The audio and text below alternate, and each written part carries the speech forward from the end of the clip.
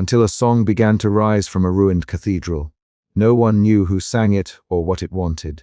The voices had no bodies, only echoes that promised salvation. Each night, survivors gathered to listen, and each night, one of them vanished. Was the choir a miracle or a curse disguised as faith? This is the choir that sang after the world ended, where the last song on earth might not be sung by the living. The world had ended in a silence so complete that even the wind seemed reluctant to stir the dust that choked the skeletal remains of cities. Yet here, in this shattered cathedral, a sound rose each night, a choir singing without bodies, their voices threading through the broken stone, like ghosts weaving a fragile tapestry of hope and dread. I remember the first time I crossed the threshold of this ruined sanctuary. The heavy oak doors, swollen and cracked, groaned under my hand as I pushed them open, revealing a vast hollow inside. Moonlight spilled through the fragmented stained glass, casting fractured shards of color that danced across the broken pews and the cracked stone floor. The air was thick with the scent of decay and cold stone, but beneath that lay something more elusive, a whisper of something sacred, or perhaps profane. Survivors had gathered before me, their faces pale in the dim light, eyes wide with a mixture of fear and yearning.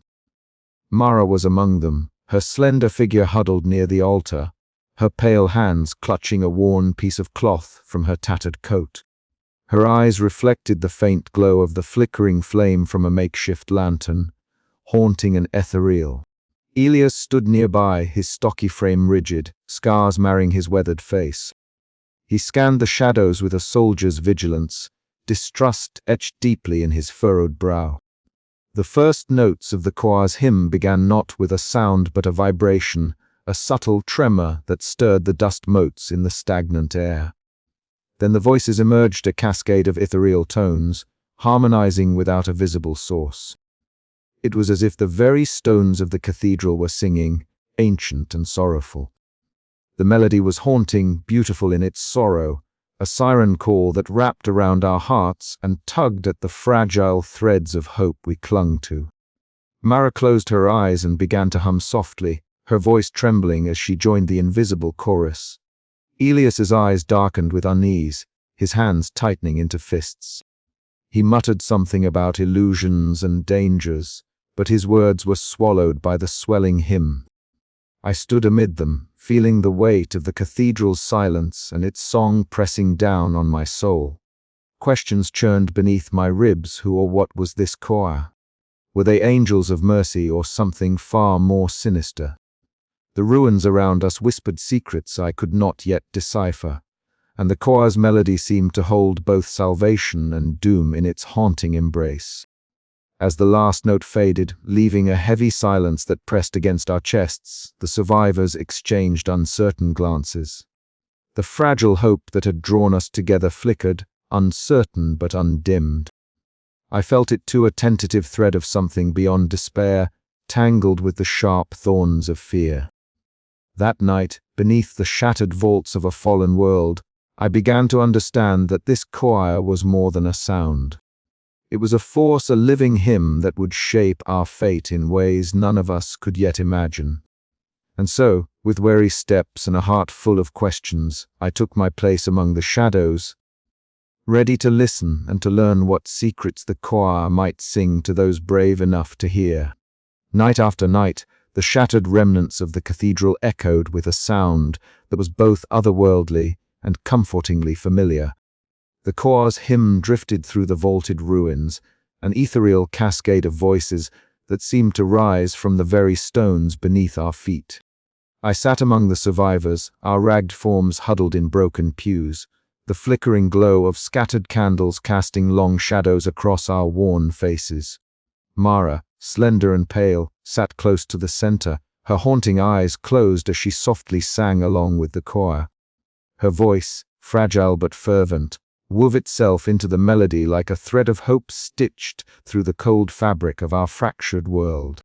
Nearby, Elias stood watch, his stocky frame tense, arms crossed over a scarred chest. His eyes never left Mara, a silent sentinel guarding faith from faltering into folly. The cathedral's broken, stained glass filtered the moonlight, splintering it into shards of color that danced across the cracked stone floor. The choir's hymn wrapped around us, a sonic embrace that was at once soothing and unsettling.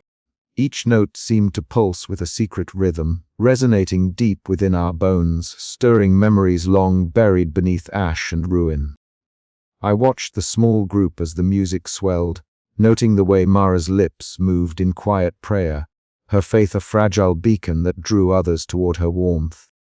Elias's skepticism was a counterweight, his pragmatism a shield against the alluring promises whispered by the unseen voices. Between them, the survivors found a tentative balance, their disparate hopes and fears entwined by the choir's haunting melody. Yet beneath the fragile camaraderie, an undercurrent of unease thrummed like a low drone. The choir's voices, though beautiful, carried with them a subtle dissonance, a vibration that unsettled the air and stirred shadows in the corners of the cathedral. I felt it keenly, a whisper beneath the hymn, a tremor that teased at the edges of reason. During moments when the melody shifted, growing quieter or more intense, I caught glances exchanged among the group, furtive, questioning. Mara's unwavering devotion clashed silently with Elias's wary gaze, and I could feel the tension coiling between faith and doubt like a serpent waiting to strike. The choir's song was no mere comfort. It was a force that permeated our souls, bending our will and knitting our fears into a shared tapestry. I found myself drawn deeper into its spell, both repelled and fascinated, compelled to understand the source of its power. As the hymn faded into silence, the survivors lingered in the cathedral's hushed gloom. Mara's whispered prayers trailed off, her eyes opening to meet mine with a mixture of hope and desperation. Elias shifted uneasily, his protective stance unyielding, as if preparing for threats both seen and unseen. I closed my journal, the words trembling on the page like fragile echoes of the night. What was this choir that sang to us from the shadows? A beacon of salvation in a world undone, or a siren song luring us toward an unknown abyss? The cathedral held its breath, and so did we, caught between the fleeting warmth of faith and the cold whisper of dread. Tomorrow night, the hymn would rise again, and with it, the uncertain promise of salvation or something far darker. In the half-light of dawn, I lingered in the ruins, listening to the cathedral's silence, haunted by the echo of those voices that had sung us into uneasy hope. The choir had claimed another night, and with it, a deeper mystery that would not be denied. I rose, the weight of the coming days settling heavy on my shoulders. The choir's song was a tide pulling us all, and I was determined to chart its course, no matter the cost. The night was far from over, and the echoes in the dark had only begun their haunting. The candle flames flickered as dusk deepened into night.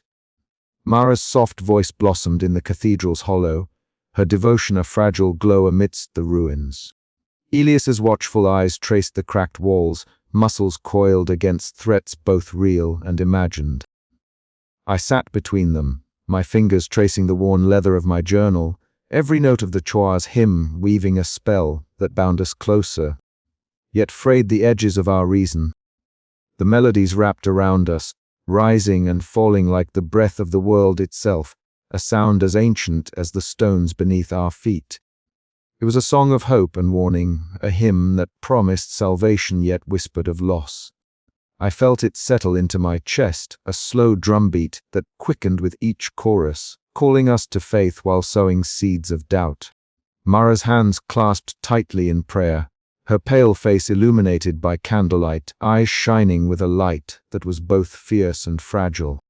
Elias shifted beside her, his jaw clenched, the scars on his hands a testament to battles won and lost. Between them, the survivors murmured prayers and shared glances, their voices small against the choir's rising tide. As the hymn reached its crescendo, the air thickened with tension, the sound rippling through the cathedral like a living thing.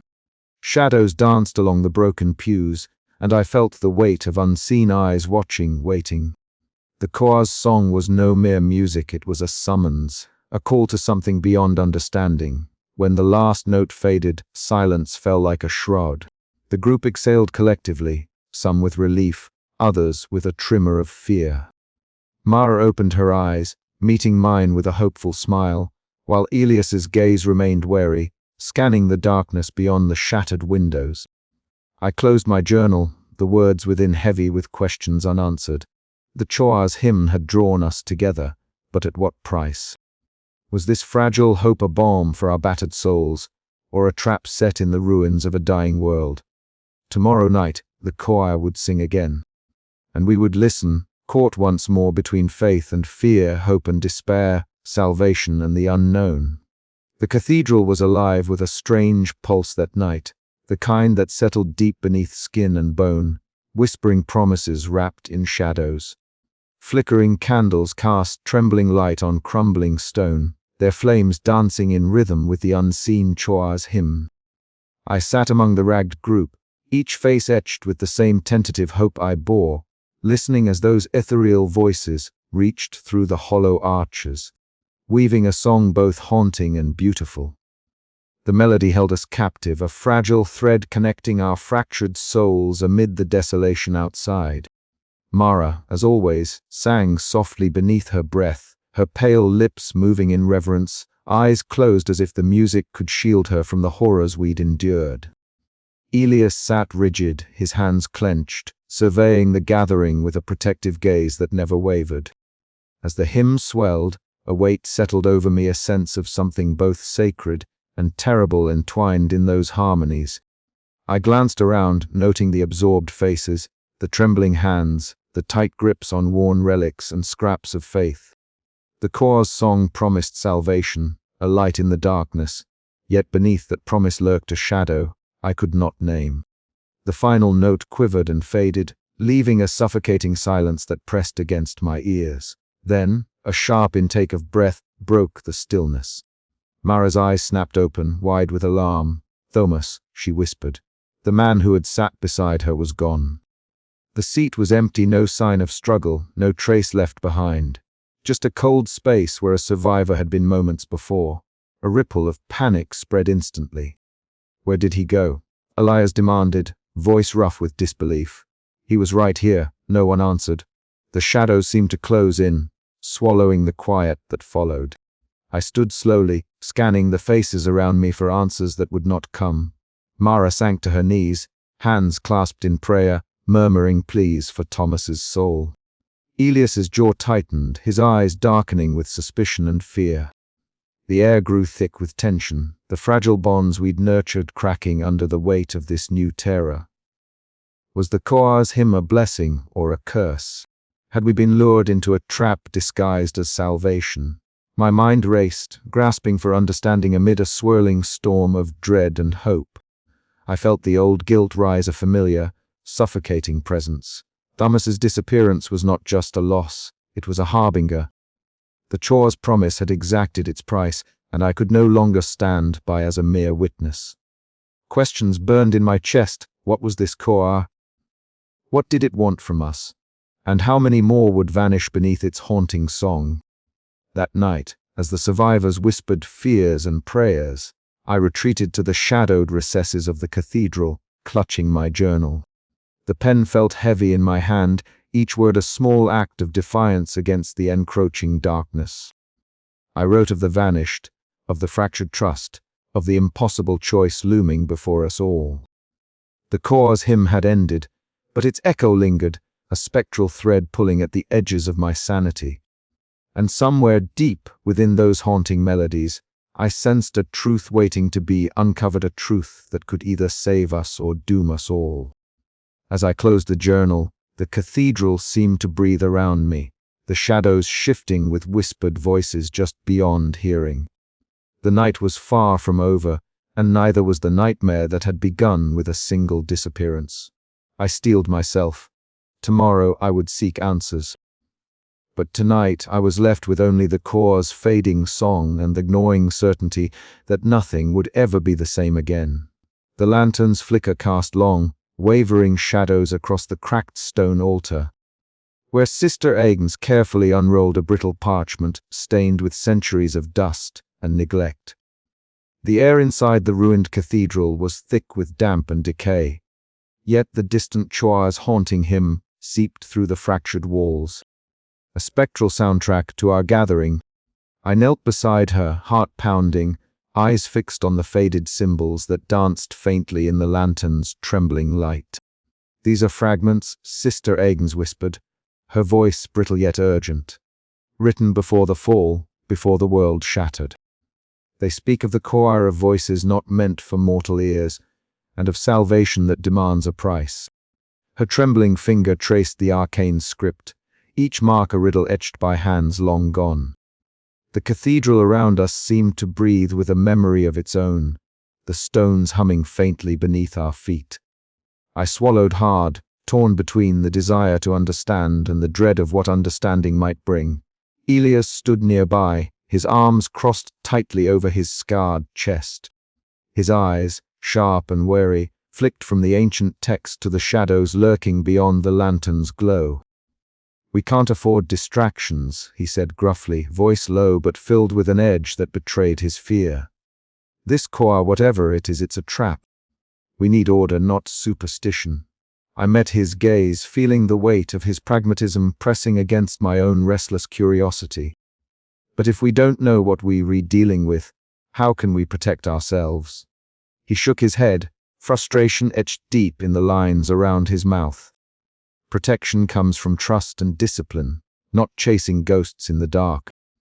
The tension between us was palpable, a fragile thread threatening to snap as the choir's hymn swelled, weaving through the cathedral's broken arches like a siren's call.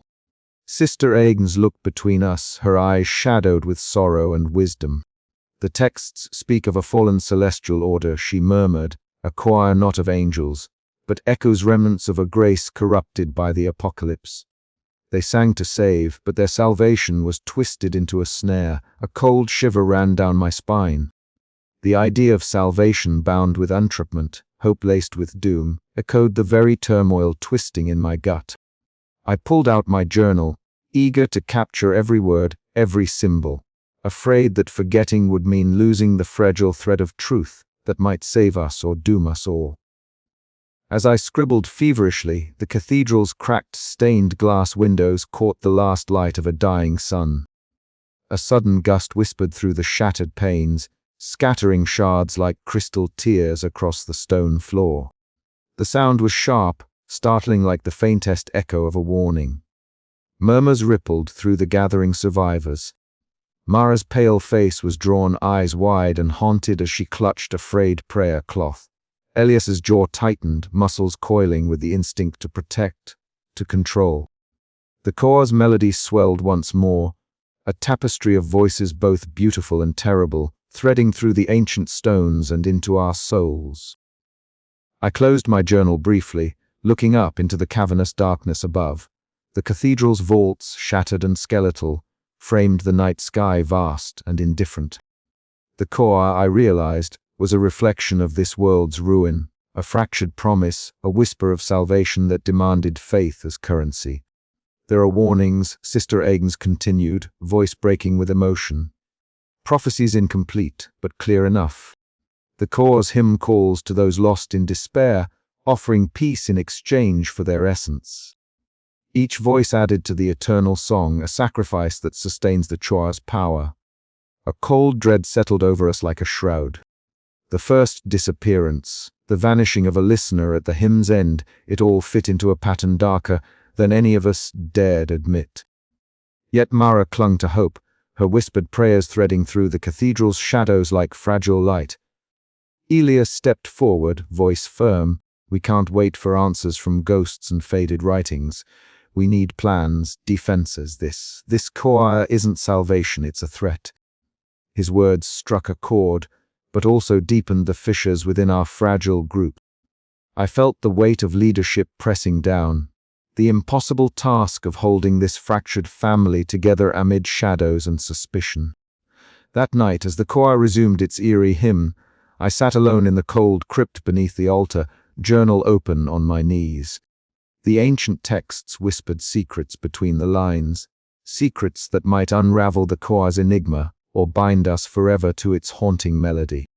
Outside, the wind howled through the cathedral's broken spires, carrying with it the faintest echo of the past, a choir of whispers, promises, and warnings. I closed my eyes, listening. Between hope and dread, faith and fear, the world held its breath, waiting for the next note. And as the final words of the hymn faded into silence, I felt the weight of unseen eyes upon us all, watching, waiting for faith's fragile thread to break. The night was far from over. The air inside the cathedral hung heavy, with the scent of dust and smoke, mingling with the faint, lingering notes of the choir's distant hymn. I sat near the cracked stone altar, fingers tracing the jagged edges of a shard of stained glass that had fallen months ago. The silence was broken by the sharp, urgent footsteps echoing through the nave. Jonas appeared at the threshold, his breath ragged, clothes torn and muddied from his recent journey. Clutched tightly in his hand was a rough parchment, crudely sketched with symbols and strange lines that I had never seen before. His eyes wide with a mixture of exhaustion and something else, hope locked onto mine. "I found something," he said, voice low but steady. The others gathered swiftly, drawn as always to any flicker of news from beyond our stone sanctuary.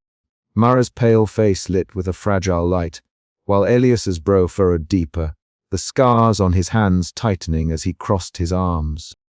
Jonas's tale unfolded like a whispered secret. Beyond the shattered walls, through the cracked streets and twisted metal skeletons of cars, he had seen signs, markings etched into wood and stone that suggested others still survived. Strange symbols, almost like a language but alien in form, marked safe paths or warned of dangers. Small camps flickered with firelight in the distance, signs of life in a world that had long given up on such luxuries. "They were out there," Jonas said, voice barely more than a breath. "Not just shadows or ghosts, real people like us, but—" His pause was heavy, the unspoken threat hanging thick. Mara's lips trembled as she looked toward the choir's shattered, stained glass windows, as if the promise of salvation from the ethereal voices might now be questioned. Elias stepped forward, his voice gruff and wary. "Or they're a trap. We don't know what's out there, and we can't risk bringing danger inside these walls." I took the map from Jonas, running my fingers over the strange, indecipherable marks. The symbols whispered of a forgotten language, or perhaps a new one born from survival's harsh necessity. Somewhere in the lines and curves lay hope, and perhaps peril. The choir's hymns still echoed faintly overhead, a reminder of the fragile sanctuary we had built around those voices. "We have to consider both," I said, voice steady though my heart hammered. "We cannot ignore the possibility of others, but neither can we abandon caution. The choir's promise is not without cost, but the world beyond these walls is no less cruel." Mara stepped closer to me, her eyes bright with the fierce conviction that had always anchored us. If there are others, maybe salvation isn't just a song. Maybe it's something we have to find with our own hands. Elias's jaw clenched, the tension in the room thickening like a storm about to break. And if they're hostile, we can't afford to be naive. The conversation spiraled, voices rising and falling like the tides, each word a wave crashing against the fragile hope that sustained us. Outside, the wind moaned through the broken arches, carrying with it the faintest echo of the choir's hymn, both a promise and a warning. As night deepened, I found myself alone near the altar once more, the map spread before me. The strange symbols pulsed with a silent urgency, a call to venture beyond or a trap laid in shadow. The choir's songs had always been a beacon in the darkness, but now the darkness beyond our walls whispered back with its own secrets. I closed my eyes, listening to the faintest notes of the hymn weaving through the cold stone. The choice ahead was no longer between faith and fear alone, it was between the haunting melody of salvation and the uncertain silence of the outside world. And somewhere in that silence, the fate of us all awaited. The night held its breath, and so did we.